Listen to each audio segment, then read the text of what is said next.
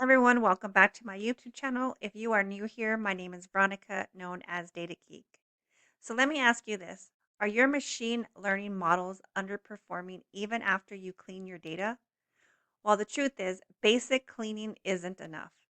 And in today's video, I'm going to show you the prep that data pros actually use. Imputation, scaling, encoding, outlier handling, and pipelines. So that way your models can perform way better. Open up Jupyter Notebook. So if you're not sure how to use Jupyter Notebook or you want to know how to download it, I have a video on how to download Anaconda Navigator. So I use Anaconda Navigator to use many tools for data analytics for free. Jupyter Notebook is one of them. So if you want to check that out, I will put that video link in the description below. Next, let's look at our data set. So this is the data set. It has ID, event date, age, income, gender, region, number of purchases, category, and churn. As you can see, just by looking at it, you see some blanks within our data set. So we will be taking this messy data set and we're going to transform it into a high quality model ready futures. I'll keep everything easy and simple step by step, and you can download my dataset and notebook to follow along. I will put that link in the description below. Now back to Jupyter Notebook. So as you can see, these are the steps. Step one, we're going to load the dataset. So we'll start with a deliberately messy dataset that contains missing values, outliers, and inconsistent data formats. So the first thing we always have to do is import our libraries. So we're going to import pandas, import numpy as NP, and then I want to import warnings because I want to ignore any warnings. Right, so now we have our libraries that we need. The next thing we're going to do is we're going to use the pd.read CSV so we can read our CSV file. So our CSV file name is mal underscore prep underscore demo underscore raw dot CSV because it's a CSV file, single quotation, and close that parentheses. So that is the line of code that we need to read our CSV into a data frame called DF. It's intentionally messy. Some missing values, some weird dates, and a few outliers. So we can practice real world data prep. So now we want to see the head of the data. So we're going to do df dot head. This will show us the first 5 rows of our data. So I'll go ahead and run this by pressing this play button. And here is our data set. So again, it has ID, event date, age, income, gender, region, purchases, category, and churn. Now in step 2, we're going to do a quick EDA and data types. So we're going to check shape, any null values, and the data types within your data set. So this will print out our df.shape, which tells me the rows and the columns. The next one I want to do is df.info, open and close parentheses. And what this does is it's going to show column types like numbers versus text. And then next we're going to do a df.isNA, open and close parentheses, dot mean, MEAN, open and close parentheses. So what this does is going to show the percent of missing values per column. So if I run this, you will see everything that we just did. So print our df.shape. So it's telling me the rows and the columns. So we have our number column names and rather if it's null or not null. And these also shows the data types. This D type is data types. So ID is an integer, event date is an object, age is a float. Now scrolling down, right, so in this step, the ID, event date, and also the churn they all have zeros. So that means that there's no missing values at all in those columns. So in age group, we see a 0.063. This means that about 6.3% of the rows are missing age values. And income, as you can see here, it's 0.069. So that's 6.9% are missing. Now going to step number 3. So in step 3, we're going to fix dates and basic schema. So the event underscore date has mixed formats. We'll course to date time safety.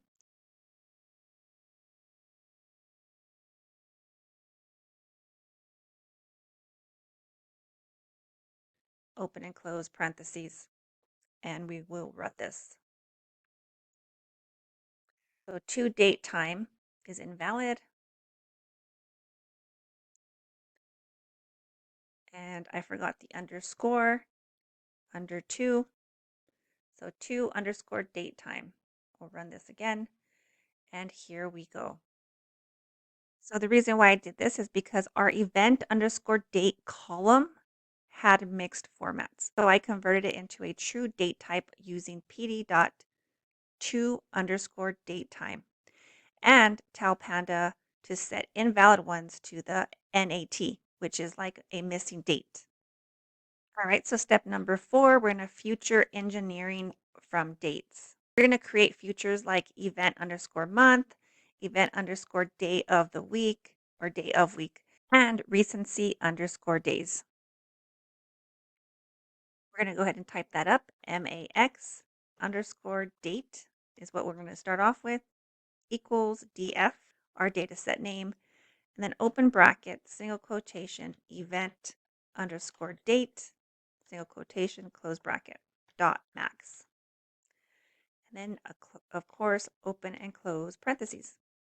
Now we're going to do the DF, open bracket. And again, this time we're going to do the event month, which is here, event month. Single quotation, close bracket, equals DF, open bracket, single quotation, event date, underscore date, single quotation, close bracket, dot dt dot month. And our next line again is going to be very similar to that. So I'm going to go ahead and copy this. I have to type it all the way up again and paste it here. I'm using a Windows, so I went ahead and highlighted it, click and drag, and I did a Control C to copy, Control V to paste. But in this case, we're going to change these. This one's going to be event underscore day of the week. So again, click and drag to highlight, Control C to copy, and Control V to paste. And then this one here is going to be event date, which will be the same as the one up here. And this time we want to put dot dt dot day of week all together, no space. Now we're going to do this again. I'm going to do a Control C to copy and a Control V to paste. So DF, this one's going to be recent days, which is I'm going to click and drag, do a Control C to copy, and click over this and Control V to paste. But in this case, I'm going to click in front of here under before DF. I'm going to open a parentheses, and I'm going to do max underscore date space minus space. Now you have the minus DF, open bracket, and then you have your event underscore date inside the single quotation, and then close that bracket. And then this time we're going to do close parentheses and dot after that, dt dot days. Enter for the next line, and again, something very similar. So I'm going to go ahead and click and drag to copy and paste.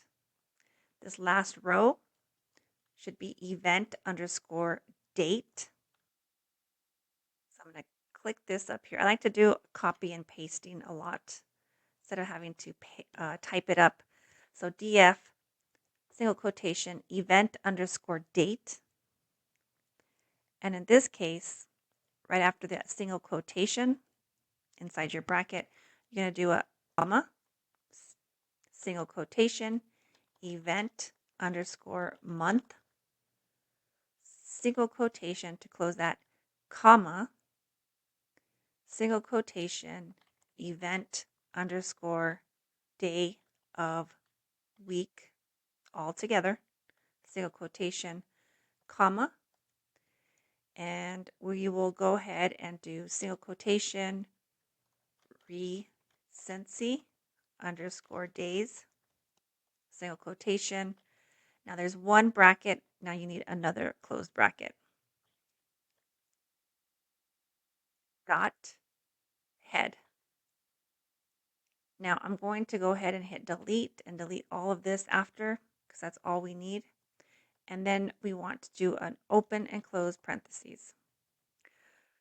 Now I see that something's not right and I can already see what happened. I forgot to open because I closed with 2 brackets. I need to open with 2 brackets. There we go. So now the head is in blue. So now we have our code, all we need. And now we go ahead and run this. Just a real quick recap on this. So event date. So this column here is our actual original date already cleaned up. And now event month. So this extracts just the month number from the date. So for example, it says April here. So it's going to just extract April. This one's December, and that's December, and so on. Now event day of the week gives the day of the week 0 equals Monday through 6 equaling Sunday. So recency days, this just calculates how many days have passed between the event date and the most recent date in the data set. So 297 days have passed from this date. So going to step number 5, we're going to split futures and target. So we'll predict churn as the target. We're going to identify numeric versus categorical columns. And to do that, first step we're going to do is we're going to type in target equals, and then your churn column. Next, we'll do a future underscore COLS equals, and then open bracket. You need a C for like cat. So C and then for C in df dot columns. If C not in open bracket, target, close bracket, close bracket. Now capital X equals df, open bracket, future underscore COLS, close bracket, dot copy, open and close parentheses. Lowercase y equals df, open bracket, and then target, close bracket, dot copy, open and close parentheses. So next we're going to do numeric underscore futures, open bracket, single quotation. Now here is where you're going to put all of your columns that you need. So it's going to be age, income, purchases, event underscore month, event underscore day of week, and recency underscore days. Close that bracket. So as you can see, each of these variables are inside a single quotation separated with a comma. Next is categorical underscore futures equals open bracket. And then our next variables are going to be gender, region, category. close that bracket, and date underscore COLS equals, open bracket, single quotation, and then this one's going to be event underscore date, and close that bracket. So I'm going to go ahead and put a note here. So this will drop raw date after deriving futures. So it's good to just put little notes in your code so that way you can remember, or even if somebody else is reading your code, they understand what you've done there. So I'm going to do a capital X equals X dot drop, open parentheses, columns equals date underscore COLS, close parentheses. Now I want to use my dot head function, open and close parentheses. We will go ahead and run this. And here we go. So going over the code real quick. So target equals churn. So this is just basically the string for churn. And then this is going to be the list of comprehension. So C for C in df.columns if C is not in target. So this loops through every column name C in the df.columns. It keeps it only if it's not equal to churn. So in other words, it builds a list of all future columns except the target. So basically we're predicting churn. That's our target. And everything else is a future. So I split futures into numeric like age, income, purchases, and our date futures. And categorical like gender, region, and category. And then I drop the raw event underscore date because we already pulled out what we needed. So looking at this output, you can see that each row is a customer, so a ID number, age, income, gender, region, number of purchases, category, and then we added new futures. So like event month, event day of week, and recent days. All right, so now going to number 6. So we're going to do the outlier exploration, the numeric. So before modeling, I check for outliers with z-scores. A z-score around 3 or higher means a point is far from the average. I'm not deleting anything yet. I just want to understand how extreme values might affect the model. Outliers can mislead your model. So later I'll show you a gentle way to cap them.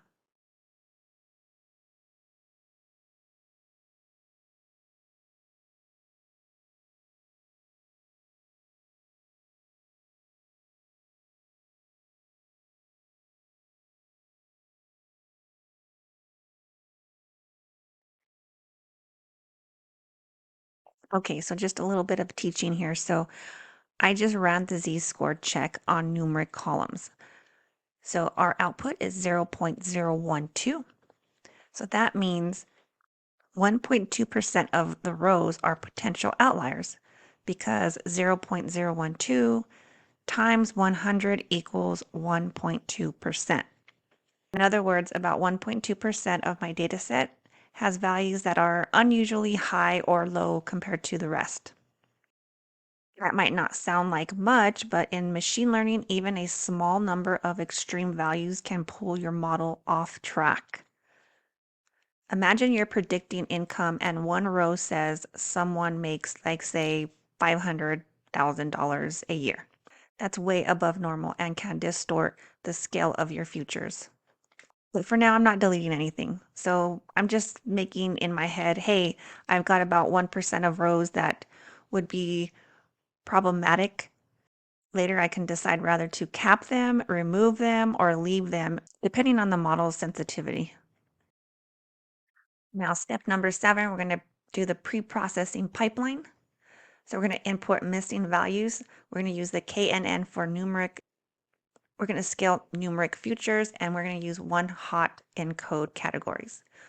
So this line from sklearn.model underscore selection import train underscore test underscore split.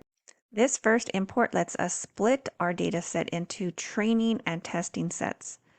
Training is what the model learns from, and testing is what we hold back to check if it performs well on new unseen data. Next, we bring in imputers. Missing values are a fact of life, right? The simple imputer can quickly fill gaps with the most common value or an average. So the KNN imputer is a bit smarter. It looks at similar rows or nearest neighbors and guesses what the missing value should be. And next line here, we import tools for scaling and encoding. So the standard scaler makes sure numeric values like age or income are on the same scale. Without this, one big number column can dominate the model. The one hot encoder turns categories like gender or region into numeric zeros and ones so that the machine learning algorithm can understand them. And next, this one's called a column transformer. It lets us apply different preprocessing to different types of columns at the same time. For example, scaling numbers while encoding categories. That way we don't have to pre-process everything manually one by one. And finally, the pipeline. So think of it as a step-by-step assembly line. We tell it first import missing values, then scale, then encode, and finally pass the clean data into the model. The best part, the pipeline ensures the same process happens every single time, avoiding mistakes and data leakage. So by bringing in these tools, importers, scalers, encoders, transformers, and pipelines, we're setting up a clean, repeatable workflow that transform raw, messy data into polished and model-ready input. And all of it happens automatically when we fit our model.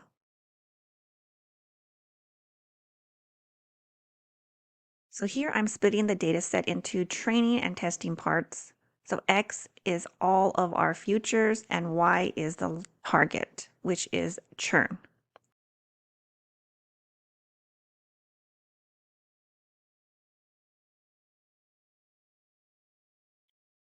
I tell scikit-learn to use 80% for training and 20% for testing. Then I use the random underscore state equals 42, just makes it repredictable.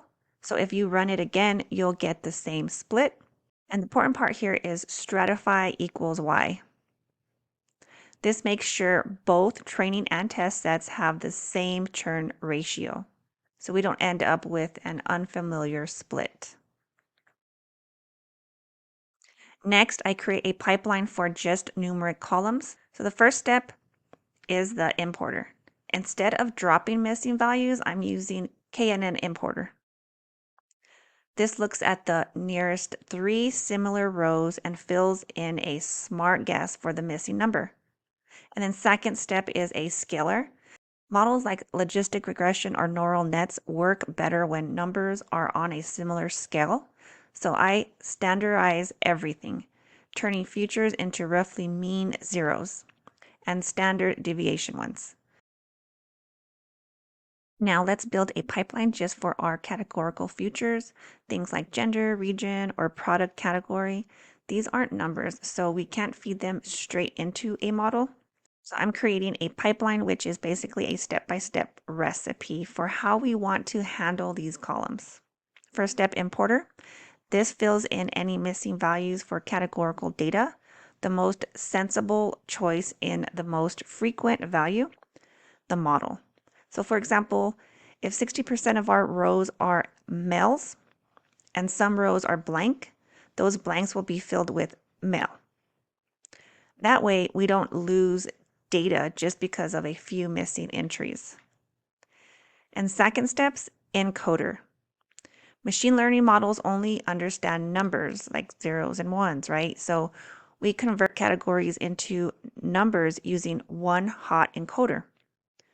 What it does is create a new column for each category with ones and zeros. So this whole categorical transformer will fill in missing categories, convert text labels into machine-friendly numbers, and always apply these steps in the right order. both to training data and new data later on. So now we're going to combine our numeric and categorical steps into the preprocessing object using column transformer. This makes the right transformations applies to the right columns automatically. So I call it preprocessor because that's exactly what it does. It preprocesses my data before modeling. The transformers list is where I tell Python for numeric columns, use my numeric pipeline, importer plus scalar. I also tell it for categorical columns, use my categorical pipeline importer plus one hot encoder. This line says take the numeric transformer steps and apply them to all my numeric futures, age, income, purchases, and so on.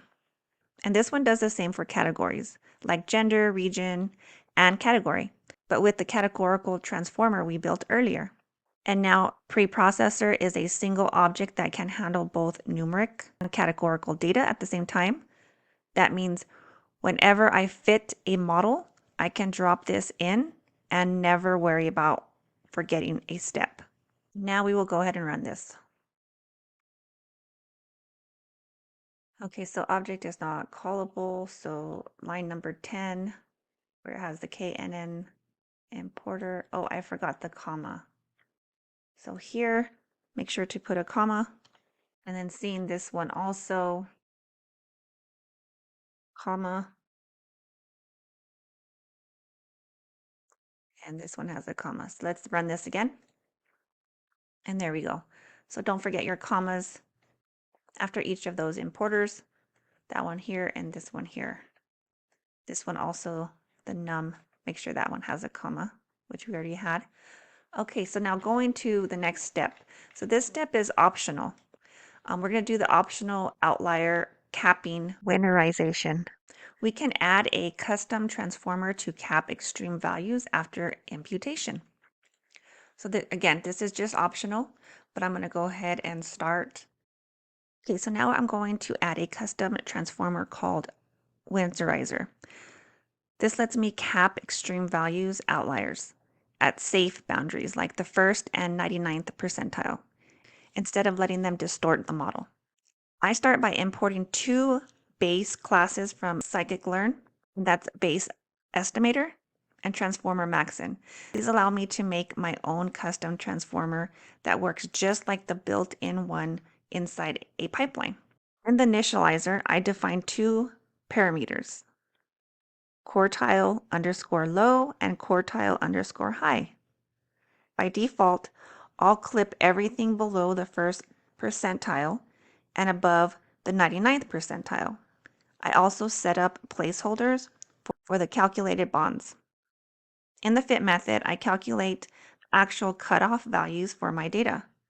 I convert X into a data frame, then compute the low and high quartiles. These act as my clipping thresholds.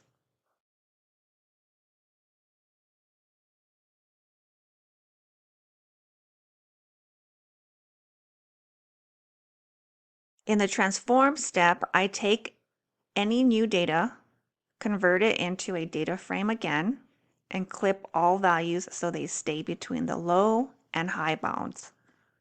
And finally, I return the adjusted values as a NumPy array.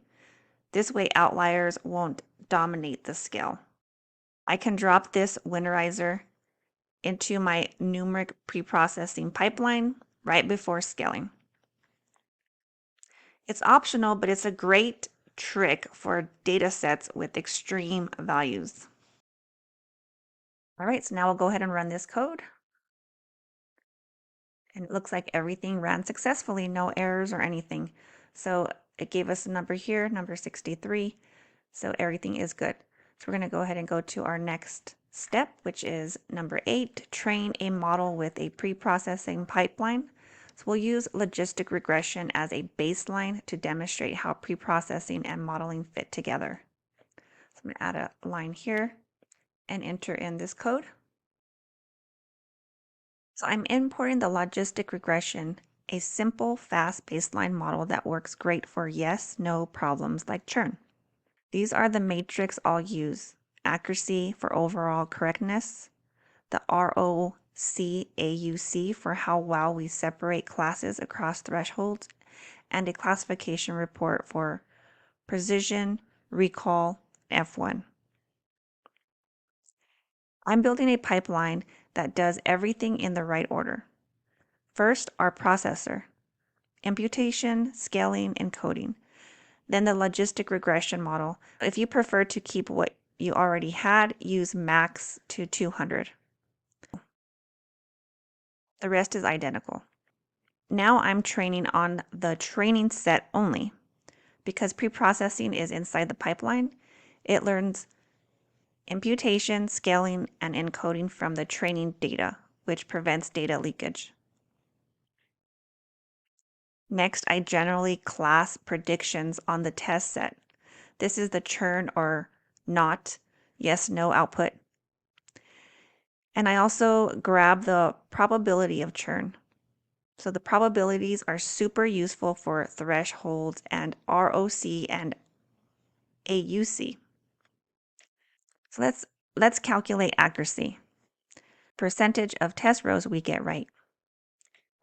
Now, ROC underscore AUC score, that's how well the model separates churn from non-churn across all thresholds. Closer to 1.0 is better. Here are the top line matrix.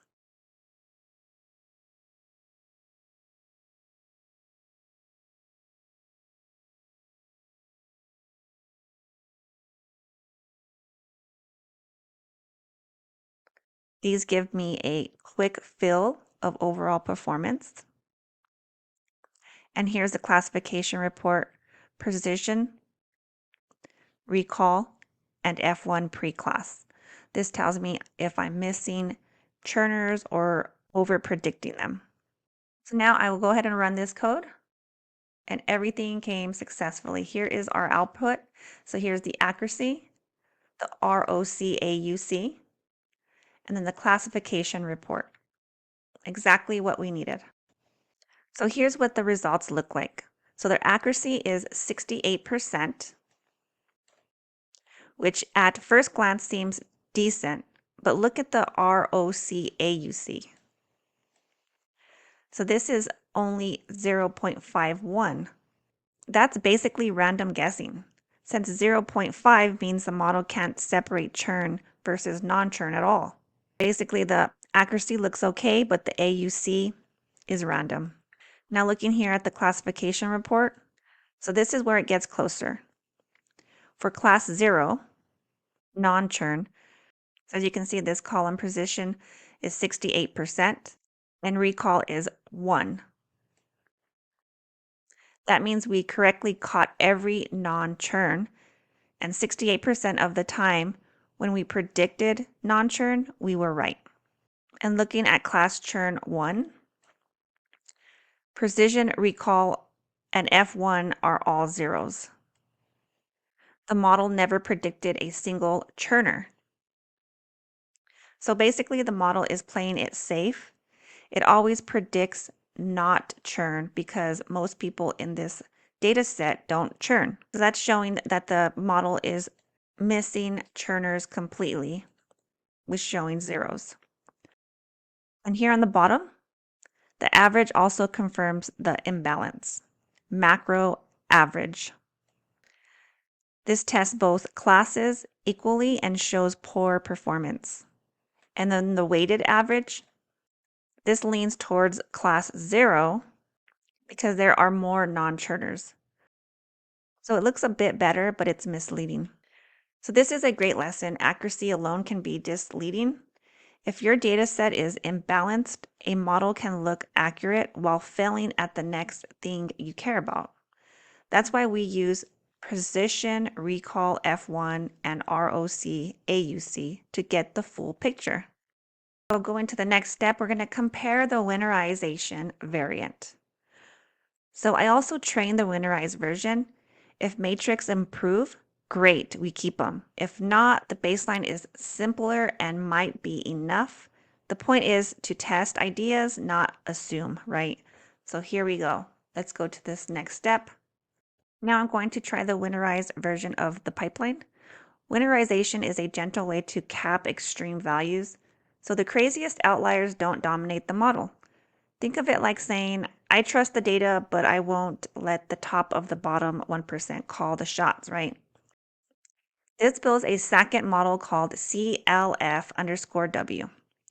It uses preprocessor underscore W, which is the same as before, but with our winterizer inside the numeric branch. Then I add a logistic regression model.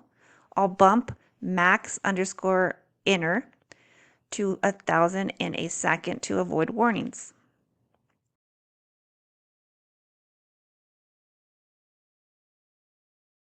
Now we fit the winterized pipeline on the training data. Behind the scenes, the pipeline inputs caps, outliers, scalars, and encoders, all on the training set only. So we avoid data leakage.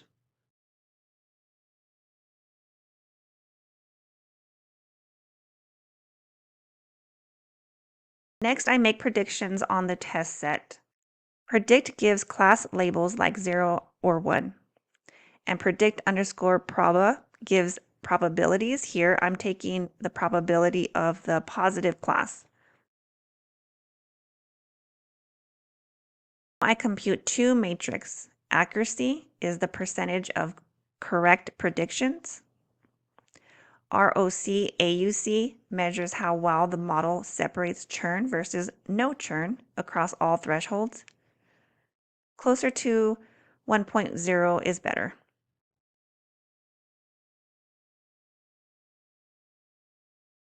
Finally, I print the winterized results. If these numbers beat my baseline, winterization helped. If not, I keep the simple baseline. The key is test, don't assume.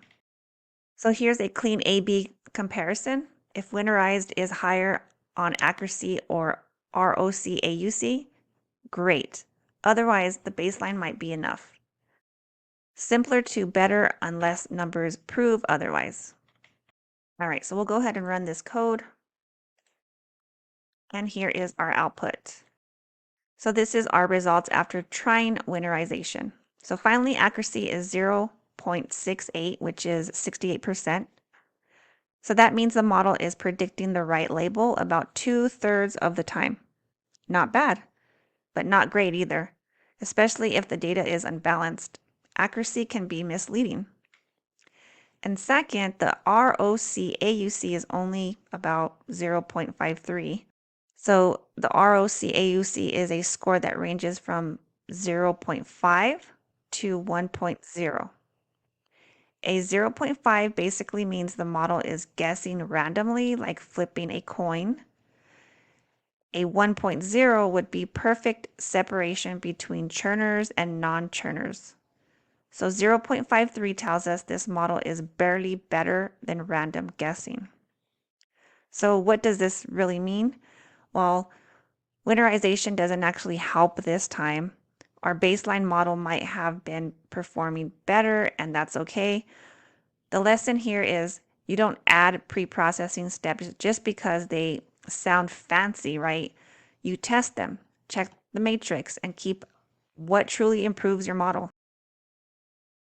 All right, so we reached the end. This is our last step. So step number 9, we're going to export the pre-processing pipeline. So basically, we're going to save it. So we're going to save the fitted preprocessor plus model for reuse. So if you ever want to reuse it in the future or continue with your model, we're going to save it. Okay, now that we've trained our pre-processing pipeline and models, we don't want to redo all that work every single time we use them. Instead, we'll save them to a ready-to-use files. First, I import joblib. It's a Python tool for saving models and pipelines. Next, I dump my baseline pipeline into a file called ml underscore prep underscore pipeline underscore baseline.joblib.